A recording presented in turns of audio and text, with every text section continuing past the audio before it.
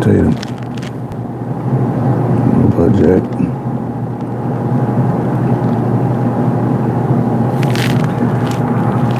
All right. Good morning. This is Sports for Real.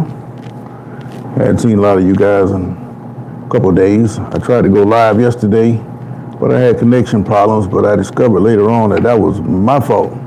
I had the wrong settings, and that caused my broadcast to get cut off.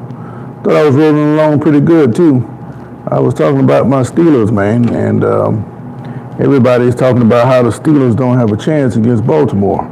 But the question is that truly the case? Well, let's talk about Pittsburgh and what's been going on. They played pretty well up until the fact that,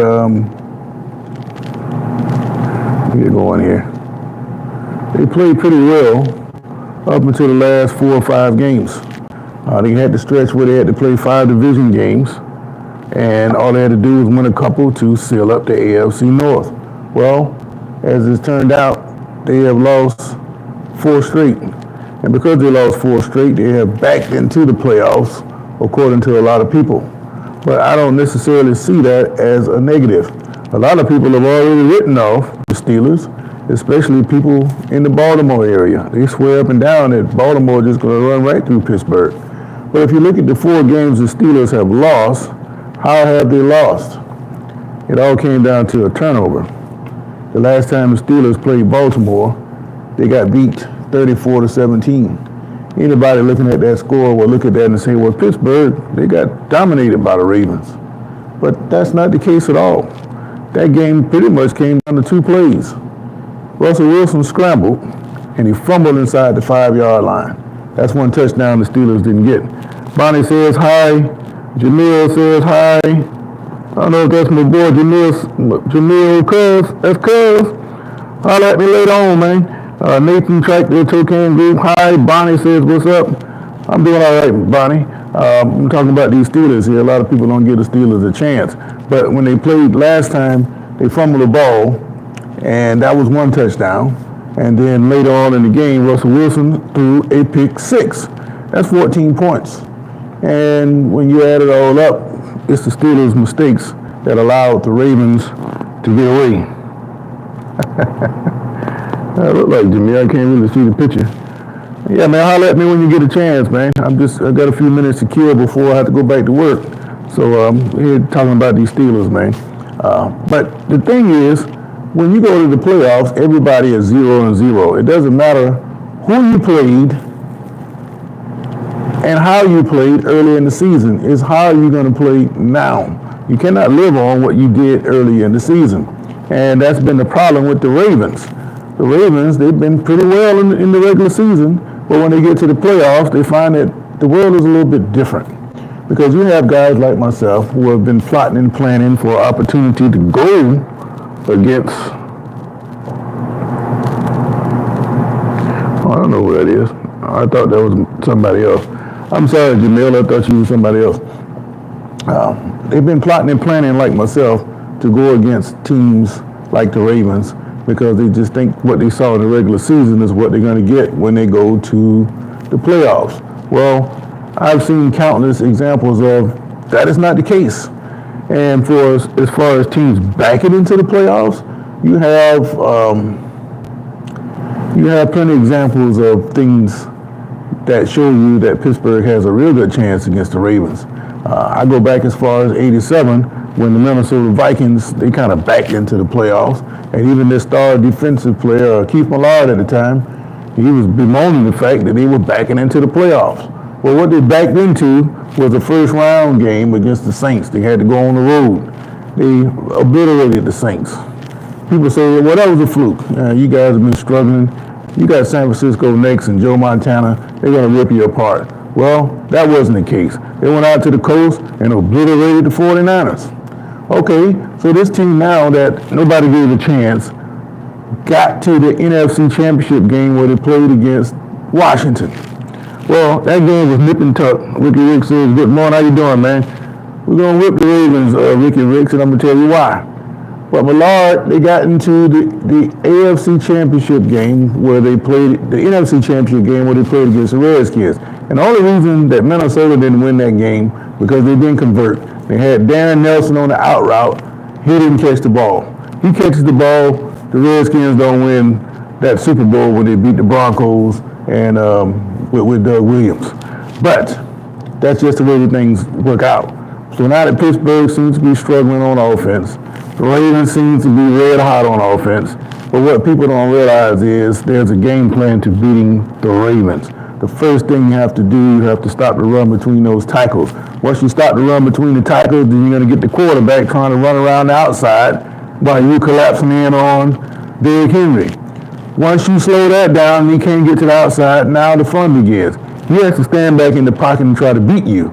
He can't beat you strictly with the pass. He has to have a running game, and he has to be able to run around that corner and get free. If he can't do those things, then he becomes just an ordinary quarterback because he's not a proficient passer of the football. And that is evidently clear to people who aren't wearing purple sunglasses. All right, Ricky Ricks, we are going to beat the Steelers, Bills, and Chiefs on our way to the Super Bowl. Well, I tell you what. You give us a discount rate on what kind of bus you guys are going to be driving, and maybe we can get you some business, because that's not the only way Baltimore is going to the Super Bowl. You better hope Derrick Henry is able to get off against the Steelers. Otherwise, your trip to the Super Bowl is going to be pretty short. Believe me when I say that. So again, if it comes down to Jackson having to throw the football, then just hold on to your hat. He's got a 50-50 shot, but you got to believe that the defense that he's seen during the regular season, they're not going to be there come playoff time, and that I promise you. All right, I don't know what Amir Musavi is saying. Man, I don't care nothing about no second highest rated quarterback. If you look at some of the passes that he threw for touchdowns the other day, there's nobody surrounding the receiver. Why is that the case? Because they're all collapsing on Derrick Henry. If there's no running game, you're not going to have receivers running wide open like that. I'm telling you, man. And you know this, Ricks. So why do you act like this is something brand new to you, man? The Steelers are going to whip the Ravens. And the only way you're going to beat the Steelers is they put the ball on the ground like they've done the last 3-4 weeks. But you can't count on that. You got to go out there and beat the Steelers as if they won't turn the ball over at all. But the question is, can you do it? I just don't see it happening. Now, I don't have a lot of time, so I'll come back to that particular topic later. The other thing yesterday was Black Monday. Yesterday, because most of the firings that we were expecting to get had already occurred. So the Bears and the Saints fired their coaches during the season. So did the Jets.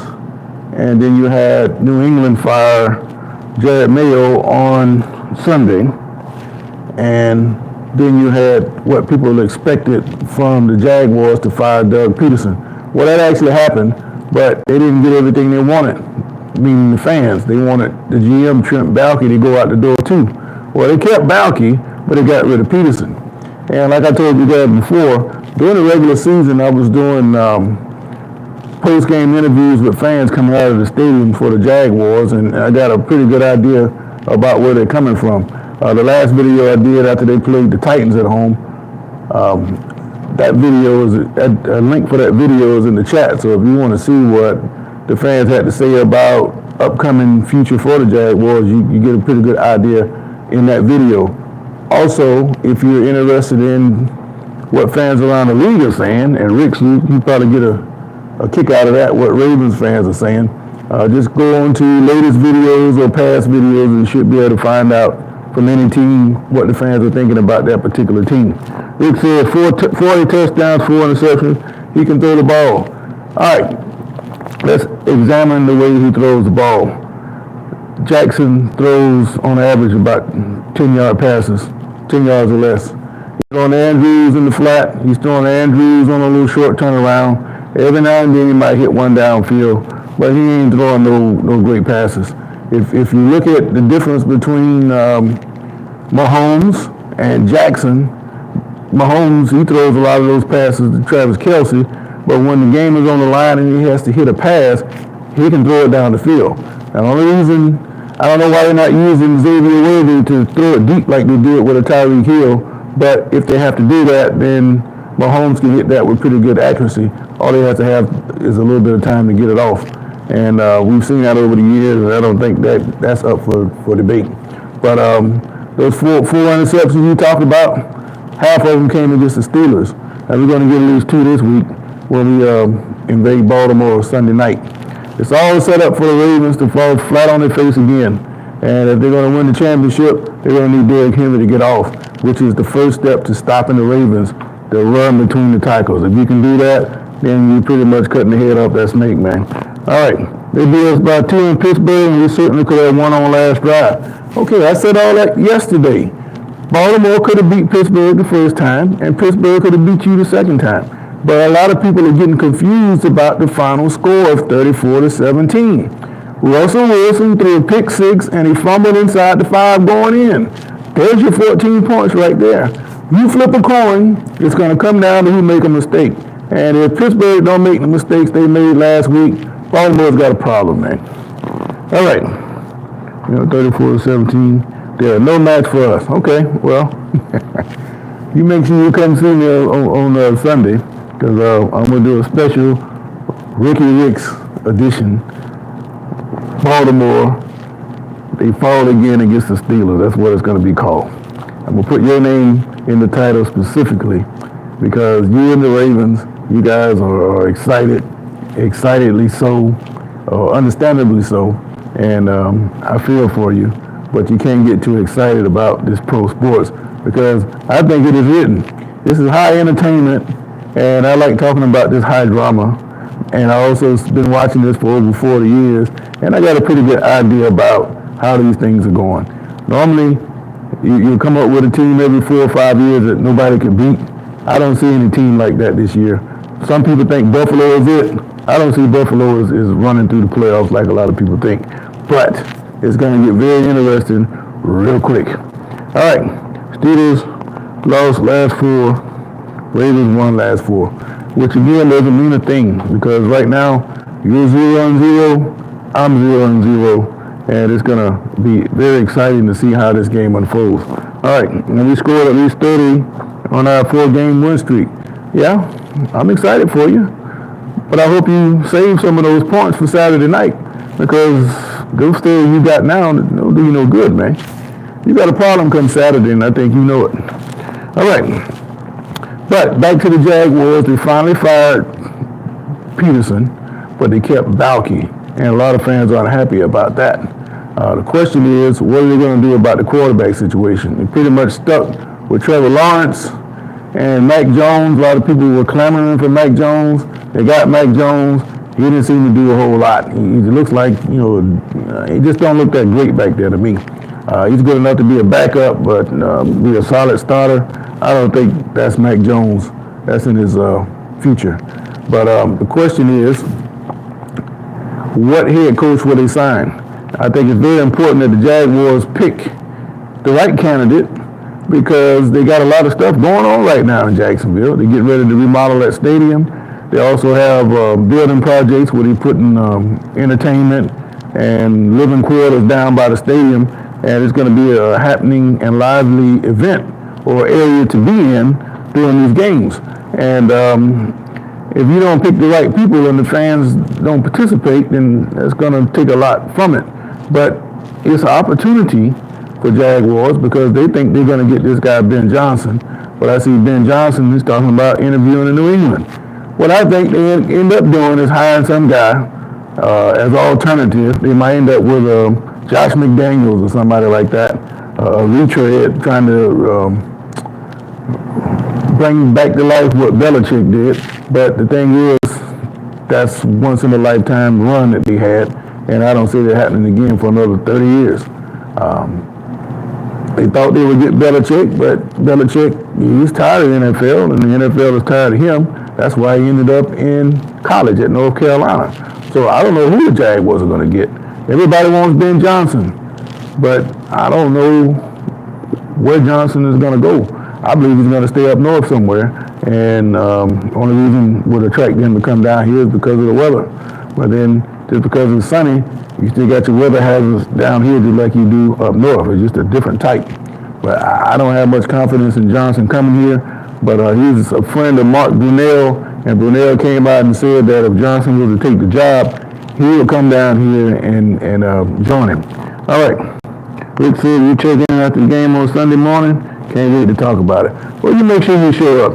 And Josh McDaniels will never get another head coach job. That's not true. They're already kicking his name down as a candidate down here. And he's also talked about in New England. He's not a good head coach, but he's got that resume with those championships on it, and that tends to blind a lot of people. And just like Doug Peterson, yeah, he just got fired for the second time, but what did he have? He won the Super Bowl as a head coach. He's going to go get an assistant job somewhere. You won't hear about him for a couple of years, and the next thing you know, he's going to pop up as your next head coach. Maybe in Baltimore. We'll see.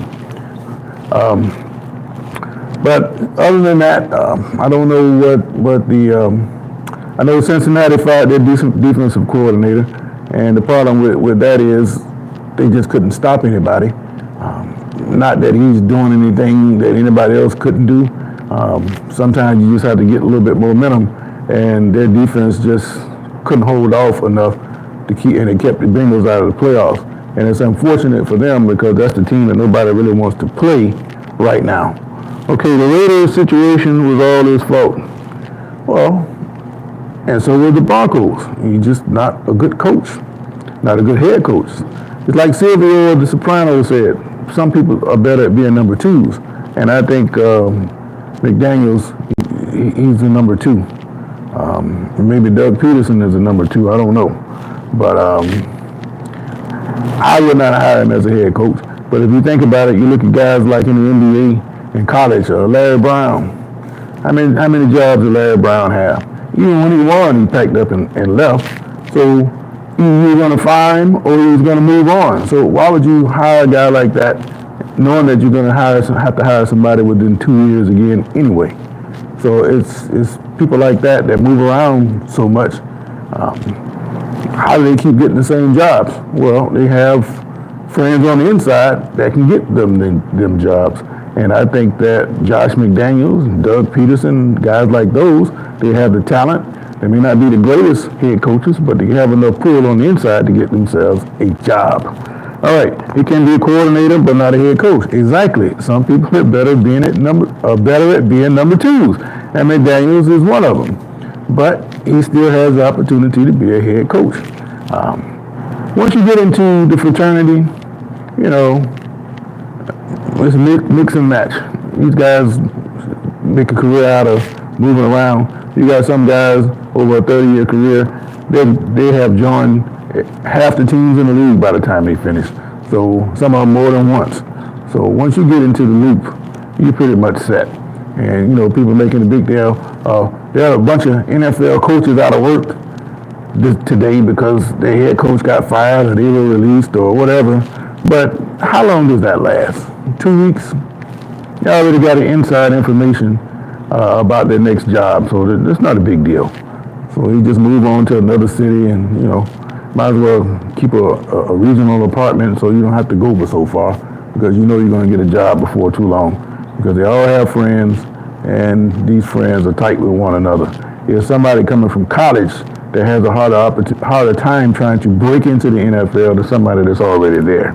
So it's just a big game, man. But I'm looking forward to this weekend's game. But we still have college championships to deal with before that happens. Last night, North Dakota State held off Montana State to win their 10th championship. It was a pretty good football game, and he played out in the cold. Great atmosphere, and that leads us up to the 2 playoff games that we have Thursday and Friday. Penn State and Notre Dame, they get it on Thursday, and Texas and Ohio State play on Friday. So that'll get us warmed up for the playoffs. And I do have a call, but I don't have time to get into that right now. But we got some things to get us going, to keep us excited and something to talk about until the NFL playoffs roll around on Saturday and roll all the way through Monday. But I got a good feeling about this game against the Ravens this weekend. I know you guys don't believe that the Steelers can win. It just seems like they're just in deep trouble, but history tells me otherwise. So if you got some money, you put it down they might just want to put it on them Steelers, man. Yeah, Texas is a pretty good team, but Texas, they should have lost. They survived Clemson, and they robbed Arizona State. So if they come out and play like that against Ohio State, they're going to get their head kicked in just like Tennessee and Oregon. But eventually, the wheel's going to fall off on Oregon. I'm just waiting for a team to run the same game plan that Michigan ran against them. And when they do that, then you're going to see a different Ohio State team. And another advantage that Ohio State had, they won't have any more rusty teams to play. Oregon they looked just like they looked the first couple of games of the season, and that 3-4 week layoff really hurt them. I think if you continue straight through like they do with the NFL, we'll be talking about a completely different situation. I'm not saying Oregon would have beat them, but it wouldn't have been no 34-0, that's for sure. And Texas is certainly capable of beating Ohio State. But if they come out and play the way they played against Arizona State, and it's going to be a long night. But the one good thing about Texas, I don't care if they're 1-12, they can run.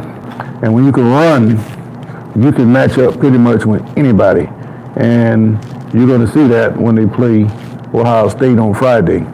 It's going to come down to turnovers, and it's going to come down to how much can Chip Kelly move around Smith.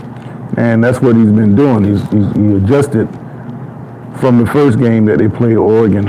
And because of that, Oregon was a step behind because they thought because they were Oregon and they won all those games, they thought they could just show up and they would be all right. It comes down to coaching, man. And that's what you're going to see in these NFL playoffs because the best coaches reside in the NFL, which is why I'm telling you, the Baltimore blueprint has been out there, and you're going to see that unleashed when they play the Steelers on Saturday night. Now, I'll see you guys later on this afternoon. We'll talk a little college football. Got some inside information about this NIL crap that's causing problems I want to talk about this afternoon. So I'm going to come on about 4 o'clock to rap about that. But in the meantime, I appreciate you guys chiming in with me. I believe purpose will always respect the Steelers' chance to be there. I know you do.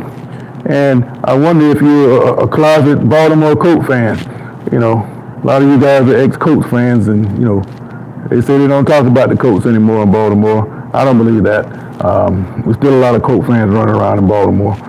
But I'll chime back on with you guys about 4 o'clock today. We're going to talk that college football and NIL. Got some inside information on that and about where things could be headed. So check me out this afternoon. I grew up around a lot of Colts players. Yeah, I figured that. But I appreciate you guys chiming in with me, but I got to get ready to go to work here. Unfortunately, it's been a good couple of weeks, but now it's time to get back to work. So I'll catch you guys this afternoon. And Larry Moore, Roy Hilton, yeah, I knew all those guys. A lot of good Colts players. I'd like to chop it up with you guys a little longer, but I got to get on back to work. Check me out this afternoon, and wherever you guys are in the world, hope you have a great day. And until next time, I'll catch you guys on the other side. Meanwhile, I got to go to work. I'm out.